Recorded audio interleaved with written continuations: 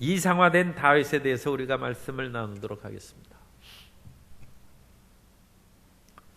오늘이 한글날입니다. 그래서 한글날 하면 우리가 세종대왕을 생각하고 참 훌륭한 그런 임금,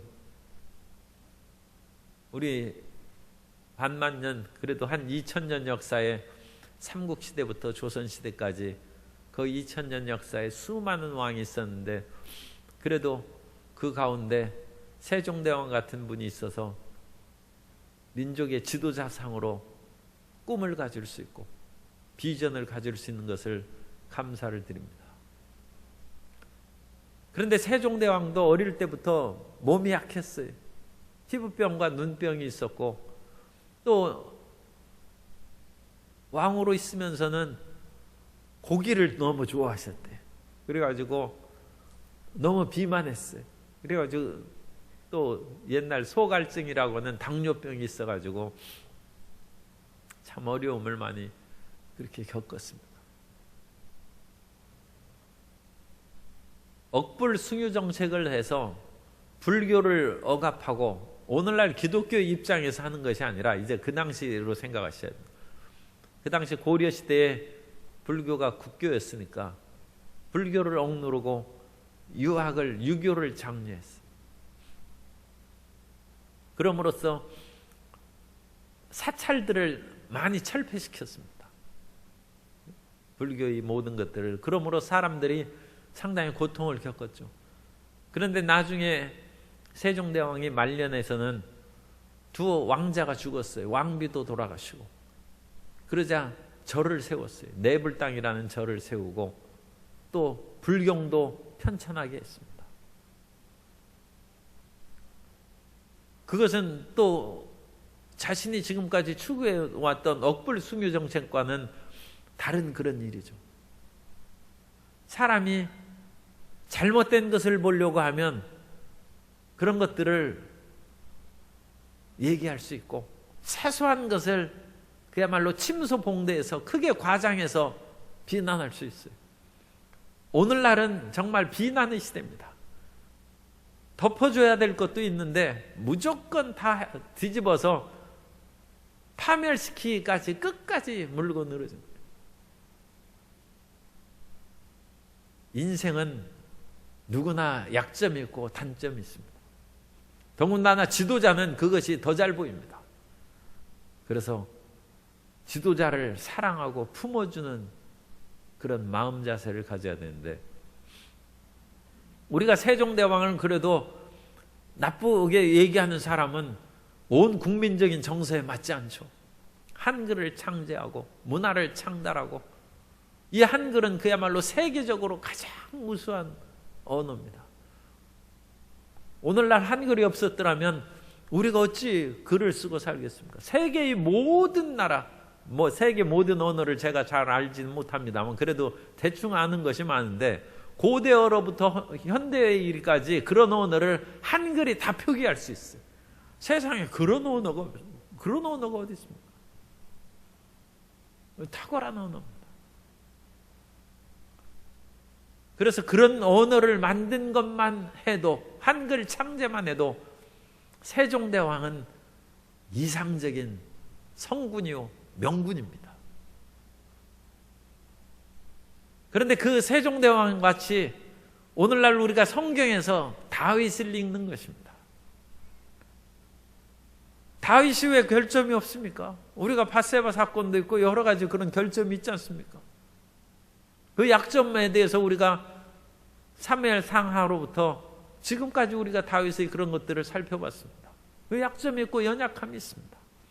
그럼에도 불구하고 구약에서 가장 훌륭한 왕은 다윗이고 다윗의 자손으로 메시아인 예수 그리스도가 오셨다는 것입니다. 그것을 다윗의 이상화라고 그같이 표현할 수 있습니다.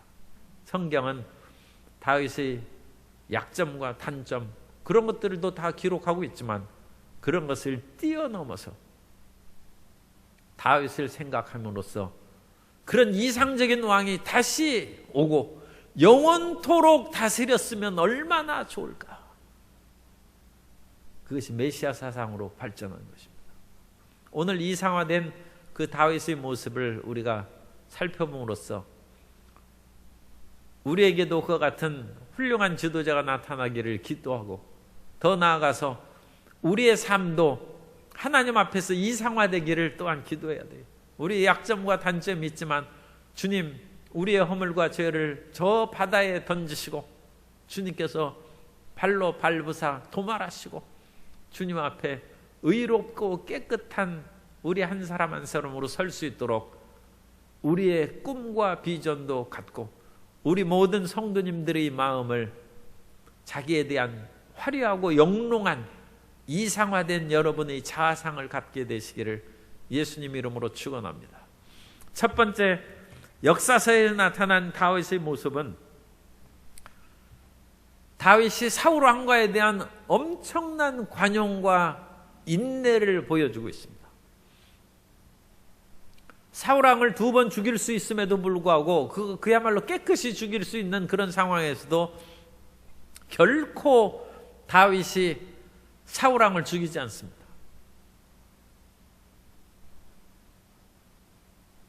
다윗이 끝까지 하나님께 모든 것을 맡기고 인내합니다. 더군다나 사울과 그 아들 요나단과 그 아들들이 블레셋과의 전쟁에서 그야말로 다 전사했어요. 어떤 면으로는 그것처럼 속 시원한 것이 없죠. 이 평생을 쫓아다니면서 오죽했으면 외국으로 적국으로 다윗이 망명을 했겠습니까?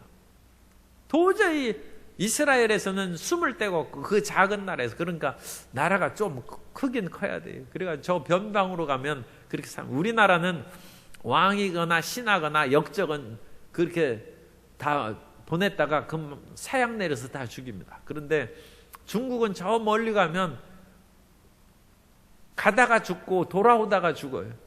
그러니까 일부러 사약 내리고 그럴 필요 없어요. 아주 악독한 사람은 물론 거기에서 사약으로 해서 금방 죽이지만 대충 뭐 그런 사람은 저 멀리 보내면 그 먼 길 가다가 죽기도 하고 또 거기에서 반날 일으켜서 오다가 채풀에 지쳐서 쓰러지니까 이 나라가 좀 클 필요는 있어요. 그런데 이 좁은 이스라엘에서 다윗이 도망갈 데가 없으니까 블레셋 적국으로 망명까지 갔어요.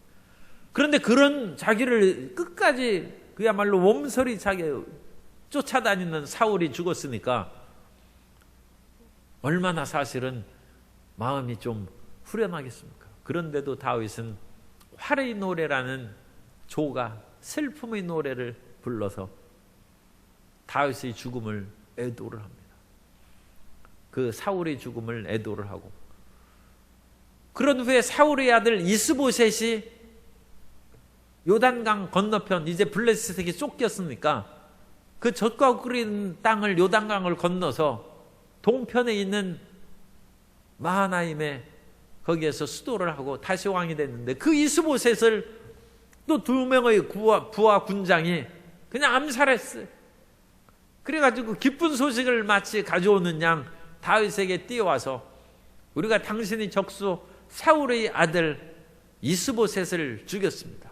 이제 다윗은 정말로 온 이스라엘을 다스릴 수 있는 왕이 될 수 있습니다. 그것을 이제 얘기하는 것이죠. 그런데 다윗은 어찌 왕을 죽인 것을 두려워하지 않느냐 해서 그 2명의 군장을 사형을 시켰어요.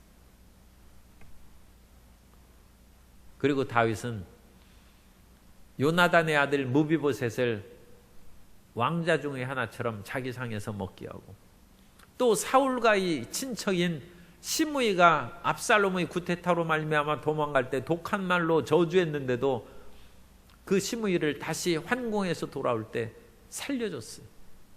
그 모든 얘기를 종합한 뭐예요?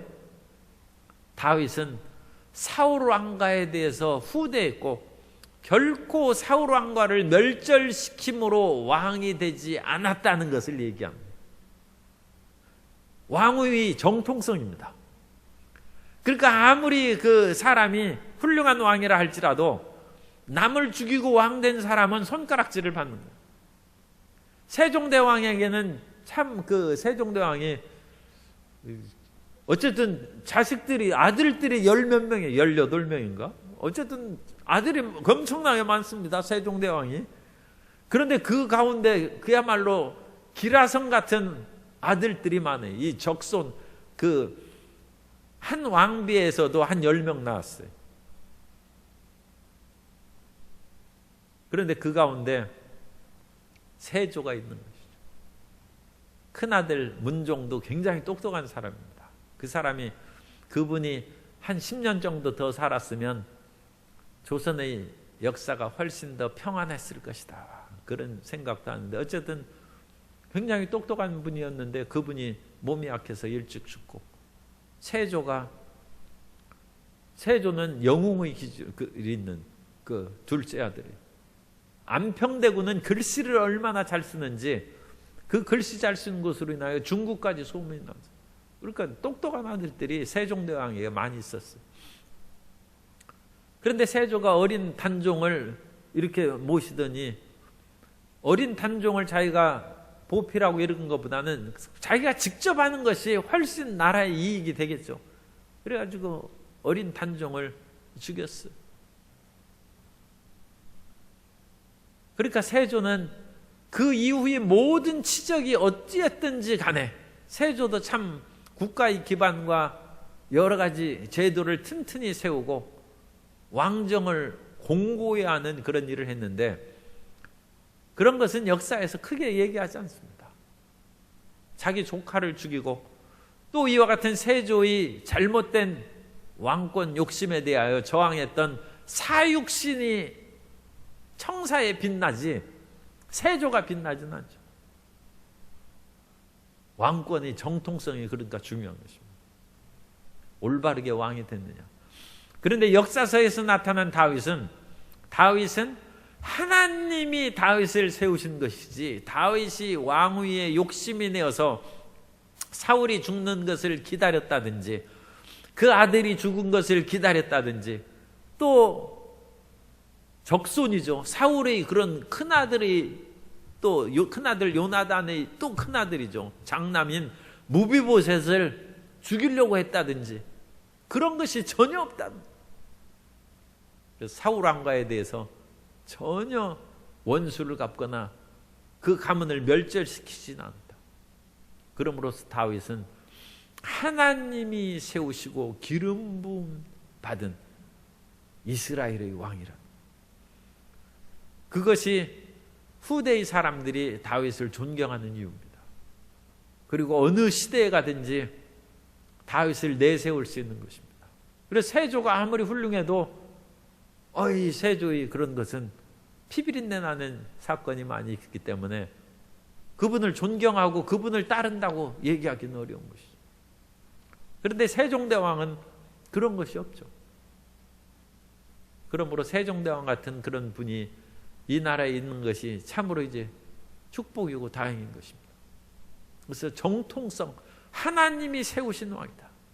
그래서 우리는 어떤 일을 하든지 간에 자다가도 나는 하나님이 세우신 이 직업을 갖고 나는 하나님께서 세우신 이런 삶을 살고 그러니까 떳떳하게 사람이 사는 것이 굉장히 중요한 거예요. 떳떳하게 살지 못하면 속병이 걸려요. 그리고 그것을 인하여 말할 수 없는 고통을 겪습니다. 그래서 하늘으로 한 점 부끄러움이 없다는 시인의 말처럼 우리도 하나님 앞에 그와 같이 담대하게 살고 또 그와 같이 잘못된 것이 있으면 그것을 청산해서 정결하게 살아가야 될 줄로 믿습니다. 역사서에서 다윗을 높이는 것은 다윗이 왕위를 얻는 데 있어서 조금도 부끄러움이 없다는 것입니다. 뿐만 아니라 역사서에서 다윗을 드러낸 두 번째는 다윗이 관용입니다. 다윗은 굉장히 너그러워요. 그 너그러운 그 모습도 물론 그 이상화된 것입니다.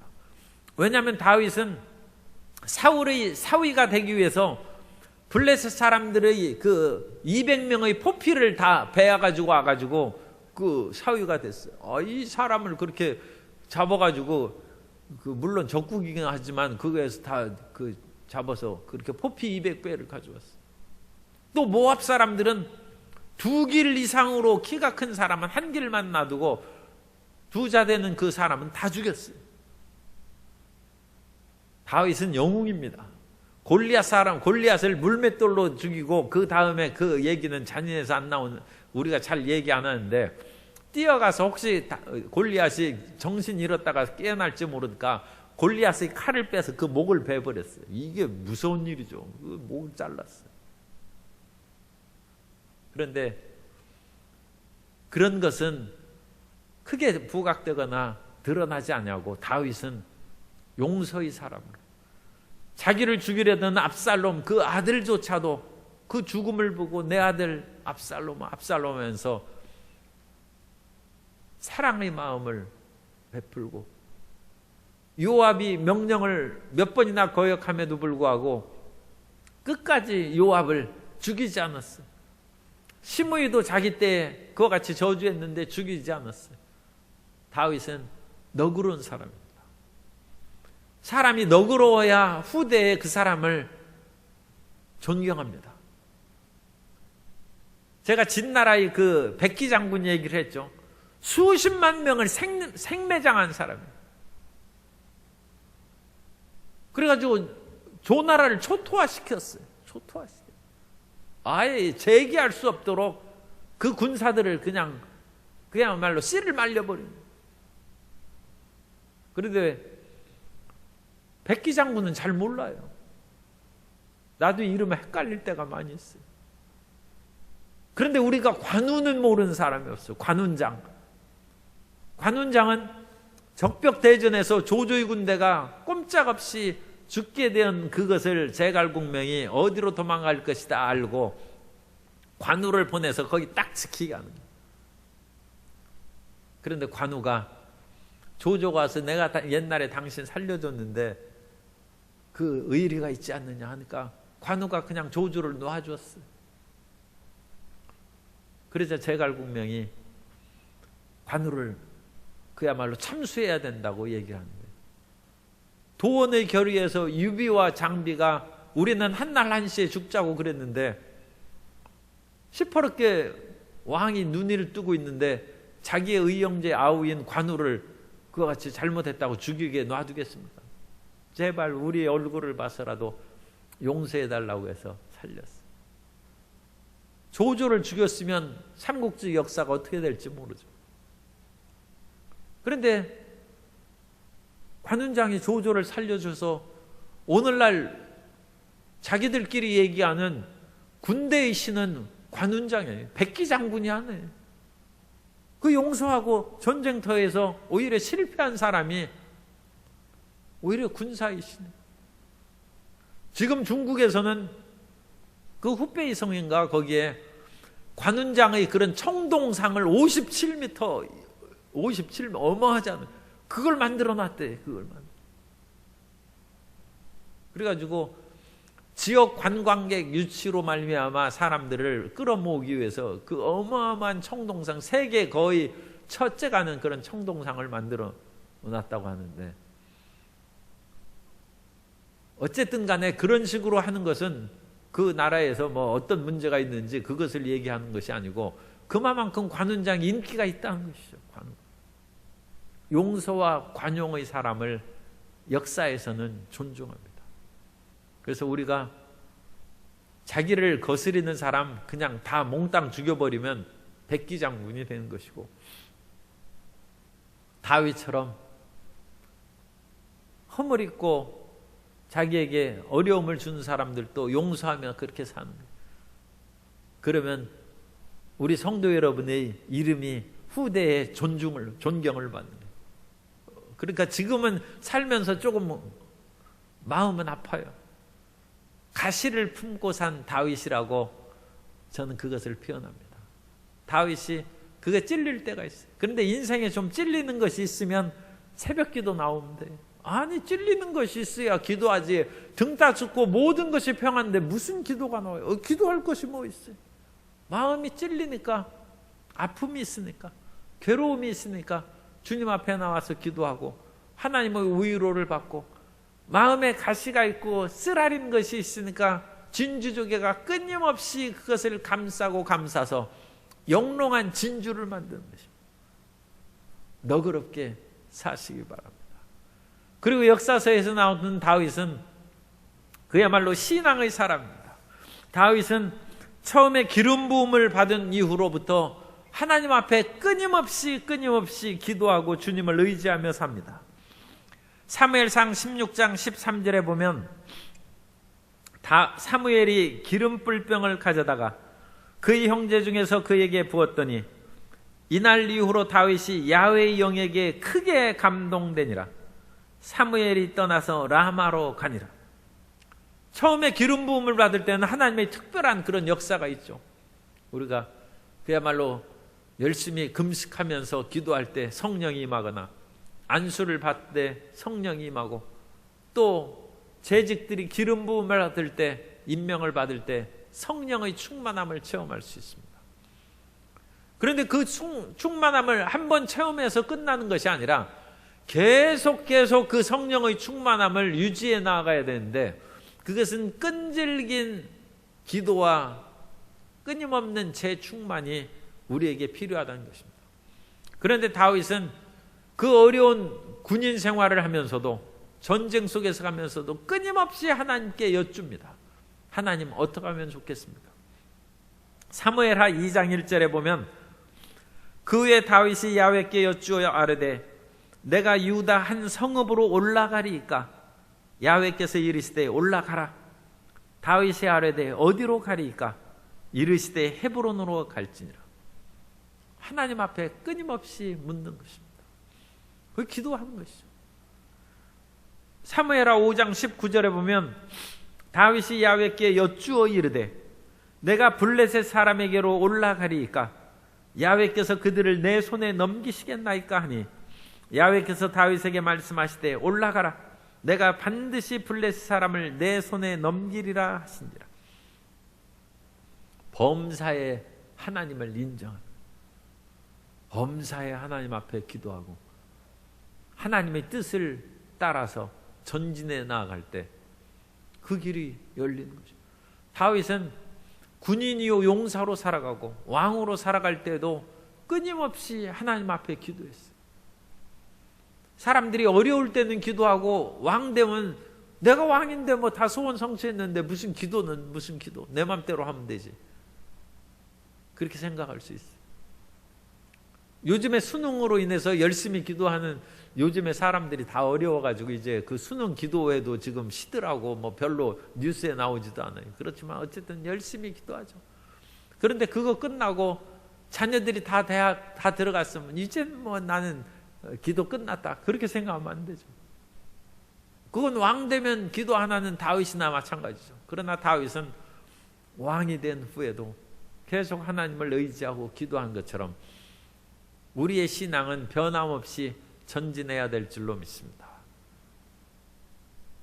그것이 역사서에서 이상화된 다윗입니다. 다윗의 그런 여러 가지 실패와 어려움도 있지만 다윗은 끝까지 하나님을 매달리고 살아가는 사람이었다. 그것을 성경이 증거합니다.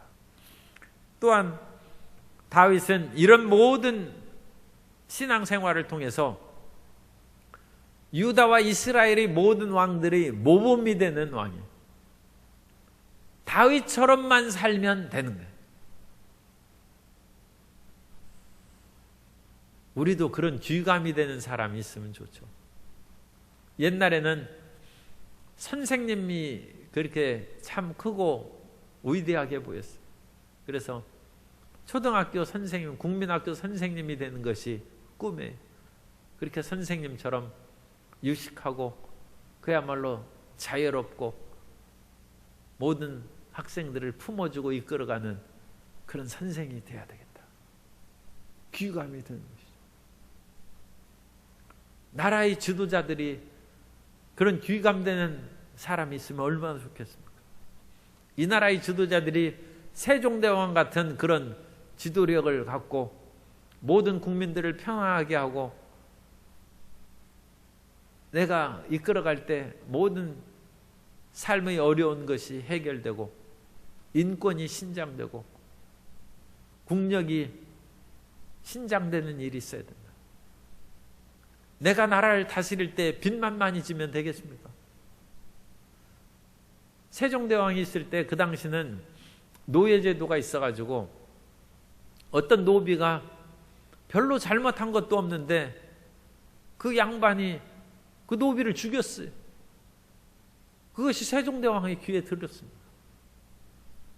노예의 생사여탈권, 죽이고 살리는 것은 주인 마음에 죄의식도 별로 없어요. 그런데 세종대왕은 그 양반 사람을 문책하고 벌을 내렸습니다. 아무리 자기 노예라 할지라도 사람을 그렇게 마음대로 죽이고 그것을 방치해서 되겠느냐. 그래서 인권의 문제에 있어서 앞서가는 그런 세종대왕이었다. 그것이 지도자의 그런 모범이 돼야죠. 그러니까 세종대왕은 왕이요 전제군주를 할지라도 나라를 다스리는 사람이 있어서는 본받아야 될 그런 훌륭한 왕이죠. 그런데 역사서에 보면 그런 후대의 왕들을 평가하는 그런 기준이 다윗 왕입니다. 그럼 그 평가를 누가 했느냐? 그것이 이제 신명기적인 역사에 의해서 평가했다 해서 신명기적인 사가, 뉴트라노미스트라는 그런 이름을 붙입니다. 그러나 그것은 어쨌든 우리가 학문적으로 얘기하는 용어고, 다윗 왕이라는 그 잣대를 가지고 후대의 왕들을 딱 바라보는 거예요. 성경에 어릴 때부터 하나님을 잘 믿고 하나님께 충실한 왕이 요시야 왕인데, 요시야 왕을 훌륭한 왕으로 평가하는 중요한 것은 다윗같이 살았다는 것입니다. 열왕기하 22장 2절에 보면 요시야가 야훼 보시기에 정직히 행하여 그의 조상 다윗의 모든 길로 행하고 좌우로 치우치지 아니하였더라. 그의 조상 다윗의 모든 길로 행하고. 그래서 요시야 왕은 훌륭한 왕이에요. 그런데 그 요시야 왕의 그런 선조인 아하스 왕은 다윗의 길과 반대되는 길로 갔어요. 열왕기하 16장 2절에 보면 아하스가 왕이 될 때 나이가 20세라 예루살렘에서 16년간 다스렸으나 그의 조상 다윗과 같지 아니하여 그의 하나님 야훼께서 보시기에 정직히 행하지 아니하고. 우리나라가 이제 건국 70여 년의 그런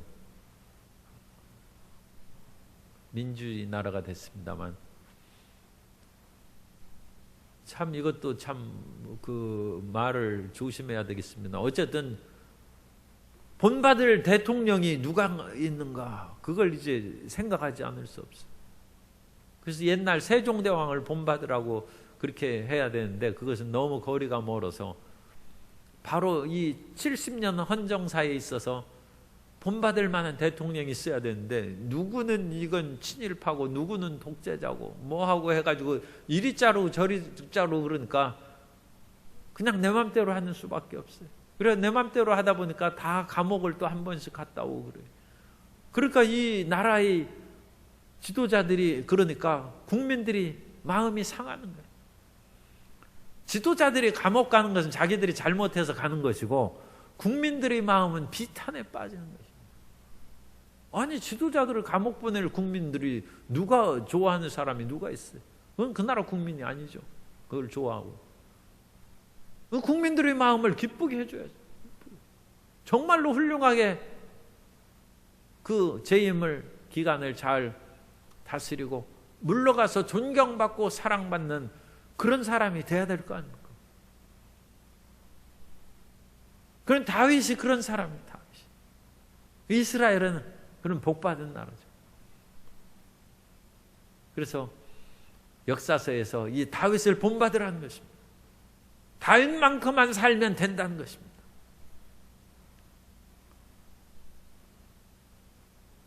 그런데 이제 남 얘기 그만하고 우리 자신에 대해서 나만큼만 믿어라. 우리가 그런 사람이 돼요. 나 본받지 마라. 그건 겸손함도 될 수 있지만 그렇게 얘기하면 안 돼. 자녀들이나 이웃, 우리 같은 교우 성도들에게 저분만큼만 믿으면 돼. 그런 사람이 되어야 돼. 그리고 그런 분들이 많이 있다는 것은 교회의 소망입니다.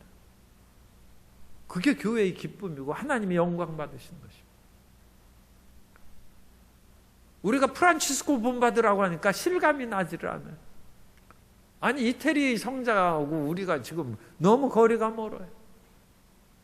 눈앞에 있는 사람만큼만 우리가 본받고 따를 수 있으면 그 얼마나 좋습니까? 너 아버지만큼만 되라 하면 자식이 그걸 본받기가 쉽죠. 매일 보고 겪을 수 있으니까. 그래서 어머니만큼만 되라. 그런 이제 신앙의 모범이 된 인물이 다윗이라는 것입니다. 그러므로 하나님께서는 오늘 읽은 그런 그 시편도 이제 다윗의 그런 언약과 모든 내력을 얘기하면서 결국 다윗을 통하여 영원한 메시아의 내용이 이제 나오는 그것인데, 일단 그 다윗의 언약에 대한 내용은 사무엘하 7장 16절 이하에 있는 것입니다. 사무엘하 7장 16절 이하에 보면 내 집과, 이것은 다윗에게 하신 말씀입니다. 내 집과 내 나라가 내 앞에서 영원히 보존되고 내 왕위가 영원히 견고하리라 하셨다라. 나단이 이 모든 말씀과 이 모든 계시대로 다윗에게 말하니라. 그래서 하나님께서 세상에 무수한 사람이 있고 왕들이 있는데 그 가운데 하나님께서 내 마음에 합한 사람이 다윗이랍니다. 그러니까 다윗의 나라가 영원히 있을 것이다. 그럼으로써 다윗의 자손으로 오신 메시아의 영원한 왕국, 하나님께서 이와 같은 다윗의 모델을 통하여 그 아들 예수 그리스도를 보낼 사람을 수천 년 동안 찾고 있다가 다윗 때에 이러면 되겠다 해가지고 다윗을 통해서 영원한 메시아의 왕권을 하나님께서 약속하신 것입니다. 오늘날에도 찾고 계실지 몰라요. 오늘날에도 이 세상의 어떤 일을 행하는 데 있어서 모범이 되고 모델이죠. 우리가 모델. 이 모델이 될 만한 사람이 어디 있을까? 세상에서 모델 돼가지고 뭐 인기도 얻고 돈도 벌고 그런 것도 중요하지만 하나님께서 모델을 찾는데 하나님 마음에 드는 모델이 없어요. 그러면 하나님이 오래 기다리셔야죠. 그런데 우리가 그 모델이 되면 그 사람처럼 이렇게 행하면 내가 원하던 그 모든 일을 시행할 수 있겠다. 그래서 다윗같이만 살면 그 이름을 이은 사람이 영원한 왕으로서 모든 사람들을 다스리고 평화롭게 할 수 있겠다. 그것을 하나님께서 결정하신 것입니다. 그것이 역사서에 나온 이상화된 다윗입니다. 두 번째는 시편에 나타난 그런 다윗을 보면, 시편에서 다윗이 이제 많이 나타나는데 그 시편의 다윗은 철저히 회개하는 그런 다윗입니다. 다윗이 죄를 지었을 때 또는 삶의 고통과 질병이 있을 때 어찌나 울고 많이 기도했는지, 참 그 히브리적인 과장법입니다만 시편 25편 7절에 보면 야훼여 내 젊은 시절의 죄와 허물을 기억하지 마시고 주의 인자하심을 따라 나를 기억하시고 주의 선하심을 기억하옵소서. 그러면서 시편 6편 6절에는 내가 탄식함으로 피곤하여 밤마다 눈물로 내 침상을 띄우며 내 요를 적시나이다. 그래서 밤마다 눈물을 흘려서 침상이 둥둥 물에 눈물로 떠올라요. 기도를 많이 해야죠. 다윗은 회개를 잘하고 기도하는 다윗입니다. 다윗이 마음에 고통이 많이 있었어요. 이 나라를 다스리고 또 자기 반대하는 그런 압살롬이나 여러 사람도 있고 요압도 있고 뭐 마음에 고통이 많죠. 그러니까 다윗이 한밤중에 일어나서 기도했어요. 그러다가 은혜가 성령의 충만함을 받으니까 비파야 수구마 깰지어다 내가 새벽을 깨우리로다. 새벽 기도 나오기 전에 이미 성령 충만함 받고 은혜 받았어요. 그러니까 우리도 이제 새벽 기도 나오기 전에 이미 은혜 받고 와가지고 교회 와가지고 그냥 할렐루야 노래만 하고 있다가 가야 되겠어. 그래가지고 새벽 기도 와서 끝나서 거기에서 기도하고 그때부터 눈물하면 어쨌든 다윗보다는 그 한 단계 늦은 것이죠. 다윗은 그와 같이 기도를 열심히 하고 회개를 잘하고. 그런데 다윗이 시편에서 나오는 가장 특징적인 것은 여기에서 하나님의 언약을 선명하게 드러낸 것입니다. 오늘 읽은 시편 132편에서의 핵심적인 것은 하나님께서 다윗에게 언약을 주시고 그 언약대로 모든 것을 이루어 가신다는 얘기고, 그 언약대로 마침내는 하나님께서 그 뿔을 세워 주신다. 132편 17절을 보면 내가 거기서 다윗에게 뿔이 나게 할 것이라. 여기서 뿔은 곧 메시아에 대한 상징입니다. 다윗에게 뿔이 나게 할 것이라. 내가 내 기름 부음을 받은 자를 위하여 등을 준비하였도다.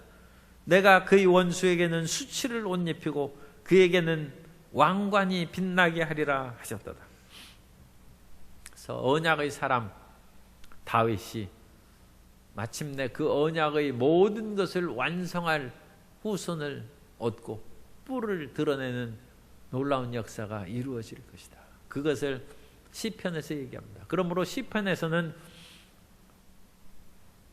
다윗도 좀 쉬고 그 새벽기도나 금요 비전 예배 빠질 때도 있었을지 몰라요. 그런데 그런 것보다는 열심히 기도할 때를 그 부각시켜 가지고 밤마다 기도하고 끊임없이 그 언약의 약속을 이행해 나아가는 이상화된 그 모습으로 그려지고 있는 것입니다. 우리는 그 모습을 우리 자신의 본 모습으로 마음에 새기고 끊임없이 우리의 마음에 영롱한 빛나는 자화상을 갖고 살아야 됩니다. 마음이 침울하고 낙심해서 자기를 비관하고 한탄하는 그런 자화상을 갖지 않게 되시기를 바랍니다. 그리고 시편도 이제 뭐 지금 그만하고 예언서에 나타난 다윗을 이제 한번 살펴보고 우리가 마무리를 지어야 되는데, 이 예언자들은 원래 왕을 싫어해요. 왜냐하면 예언자들이 출연하게 되는 그 근본적인 출연 동기가 왕의 부패 때문에 그렇습니다. 제사장은 원래 있었어요. 왜냐하면 모든 인간이 죄를 지었으니까 허물을 대속해서 피를 흘리는 제사를 드리는 제사장은 원래 있어야죠. 그런데 그 나라가 제사만 드려가지고 되는 것이 아니고 외적들이 쳐들어오니까 외적을 물리치려니까 군사력이 있어야 되지 않습니까? 그리고 항상 군인이 있어야 돼요. 이 상비군입니다. 그럼 항상 군인 제도가 있으려면 왕이 있어야 되거든요. 이게 우두머리. 그래서 왕이 생긴 것입니다. 그러니까 왕은 나라를 평안하게 지키고 항상 하나님 앞에 예배드리는 나라로 세우는 것이 왕의 직무입니다. 그게 원래 지도자의 그런 성경의 지도자의 첫 번째 그런 사명입니다. 그런데 왕이 자기가 군사력을 가지고 있고 모든 주의를 가지니까 제멋대로 사는 거예요. 그럼 왕이 수많은 부인들을 얻고 많은 말과 병거를 가지고 자기의 그런 우용을 과시하고, 다윗도 인구조사해가지고 하나님의 징계를 받잖아요. 그것은 다윗이 교만하고 병력을 의지하는 그런 잘못된 마음을 가졌기 때문에 하나님께서 심판하신 것입니다. 그러니까 왕이 그러는 것을 하죠. 그러니까 왕이 이와 같이 어긋난 길로 가려는 조짐이 보이자 그 왕의 길을 가로막고 있는 죽음을 불사하고 하나님의 뜻을 전한 사람이 선지자입니다. 그러니까 선지자는 대단한 사람이죠. 선지자의 눈에는 하나님밖에 없어요. 선지자는 이 사람의 왕이 보이지 않습니다. 그러니까 아합처럼 아주 악독하고 부인 이세벨을 만나서 바알을 신앙하고 하나님을 믿는 사람들을 핍박하고 그랬을 때 엘리야가 딱 나타나가지고 하나님께서 이 백성들에게 심판을 내려서 3년 6개월 동안 비가 내리지 않는 그런 가뭄의 벌을 내릴 것이다. 3년 6개월은 그 뒤에 나오고 어쨌든 가뭄의 벌을 내릴 것이다. 그러다가 끝날 즈음에 엘리야가 아합 왕을 만나러 갑니다. 그러자 아합 왕이 너 이스라엘을 괴롭게 하는, 예언자가 이스라엘을 괴롭게 한다고 했어요. 열왕기상 18장 17절에 보면 엘리야를 볼 때 아합이 그에게 이르되 이스라엘을 괴롭게 하는 자여 너냐? 이걸 공동 번역으로 읽어드립니다. 아합은 엘리야를 보자 말을 건넸다. 그대가 이스라엘을 망치는 장본인인가? 너무 바른 말만 하고 비판하니까 너 때문에 사회가 어지럽고 되는 일이 없다. 너 이스라엘을 망치는 장본인인가? 그렇게 이제 공동 번역에 번역했어요. 그러자 엘리야가 내가 아니라 우상을 섬기는 당신 때문에 나라가 망한다. 왕을 두려워하지 않고 어긋난 길로 가는 왕을 가로막는 그 직분을 행하는 그 사람이 선지자입니다.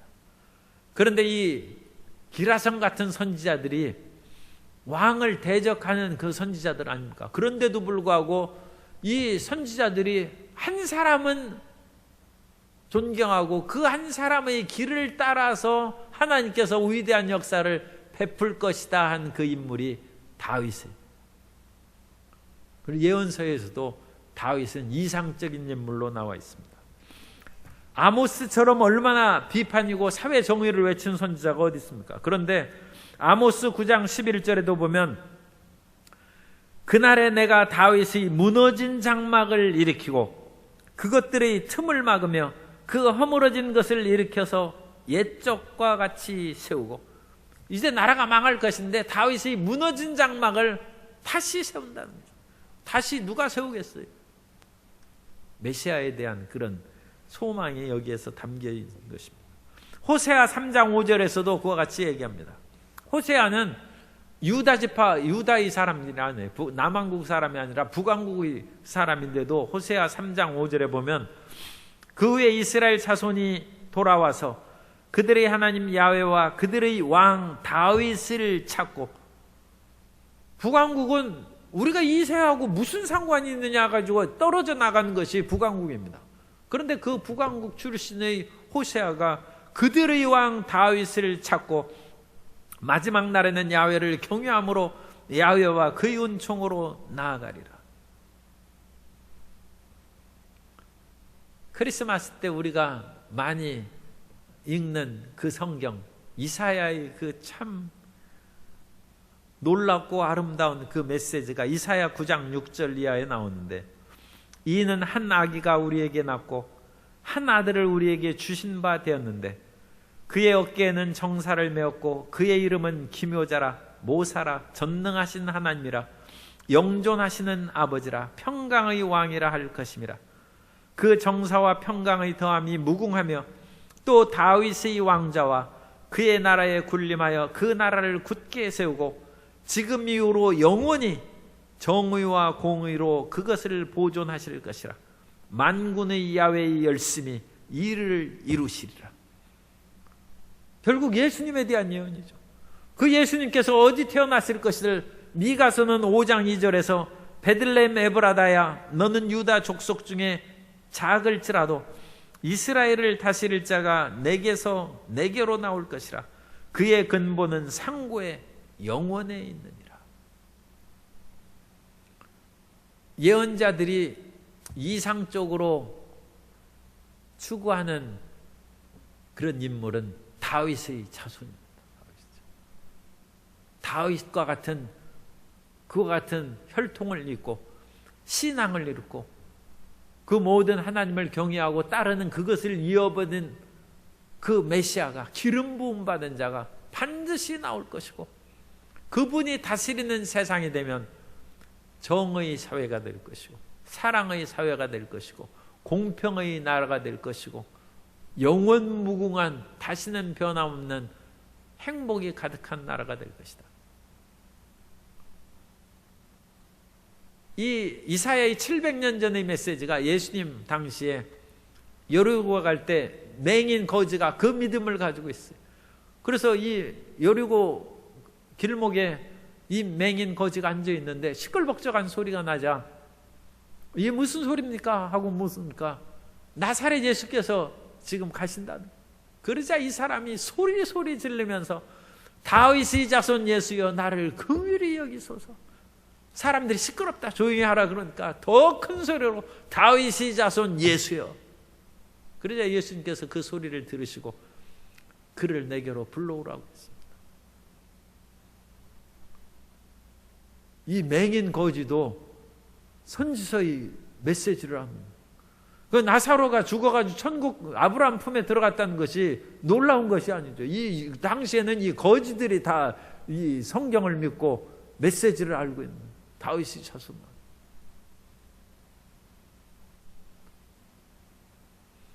오늘 우리가 귀감이 되는 인물을 세워주시도록 기도하시고 세종대왕 같은 그런 한글을 창제하고 민족에게 한 사람도 손가락질하지 아니하고 다 존경하고 따르려는 그런 인물이 있는 것을 감사함과 아울러 이 시대에 그런 인물을 세워주시도록 우리가 기도하고